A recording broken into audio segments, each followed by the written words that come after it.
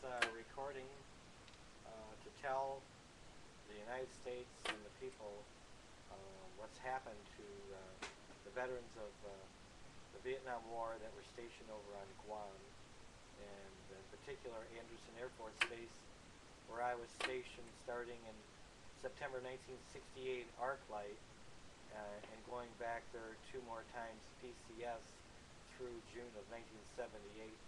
And I was stationed, assigned to the 43rd Supply Squadron Fuels Division and Bulk Storage Section, and I also refueled B-52s on several occasions, working 3 and 4 days straight without coming off the flight line and pulling hose carts by hand from hard stand to hard stand, refueling the 52s for bombing missions against Vietnam, North Vietnam, and my other duties were working with Agent Orange herbicides and operating the off-base fuel storage pipeline and bulk storage tank farms at Potts Junction and Tumon Tank Farm, and at the Naval Fuel Supply Depot down below Agana, Guam.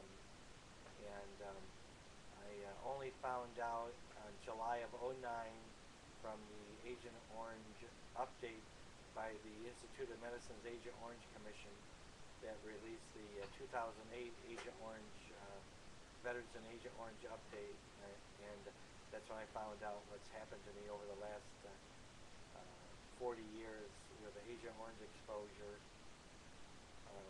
causing chloracne and autoimmune diseases and ischemic heart disease and psoriasis and autoinflammatory disease. And Sergeant Ralph Stanton, he lives in St. Joe, Missouri.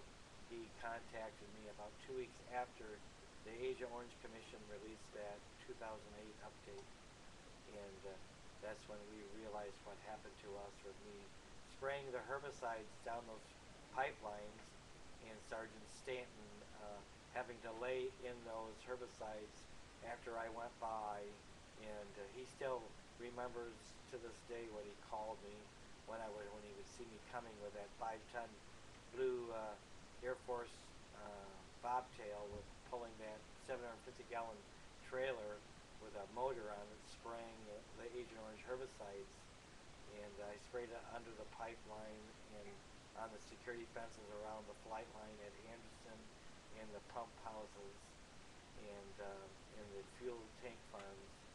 And to this day, the Defense Department and the United States Air Force deny what I did there, even though they put it in writing in my APRs, and I've got my medical records showing my first exposure diseases with chloracne and sterility and autoimmune problems from the testosterone shots that they gave me at the U.S. Naval Hospital at Agana, Guam, administered by a naval captain of the urology department at Agana, and then they were administered the shots at the emergency room at Andersen Air Force Base Clinic, and it's all in my medical records.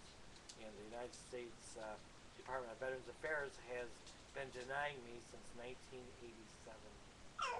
I was denied employment by the U.S. Postal Service in Buffalo, New York.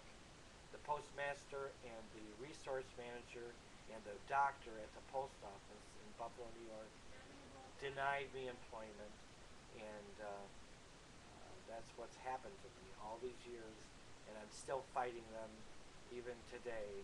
They give me this electric wheelchair last August, as you can see it, because of my ankylosing spondylitis and spinal stenosis and rheumatoid arthritis has crippled me, along with my heart disease. I had emergency open heart surgery at Hammett Medical Center, and my arteries are that of a man of 150 years old, and the United States government is still denying what I did for my country, spraying those herbicides and killing thousands of veterans and inflicting harm on all of the military dependent children at Andersen Air Force Base that were directly exposed. And you can see my granddaughter in the background there.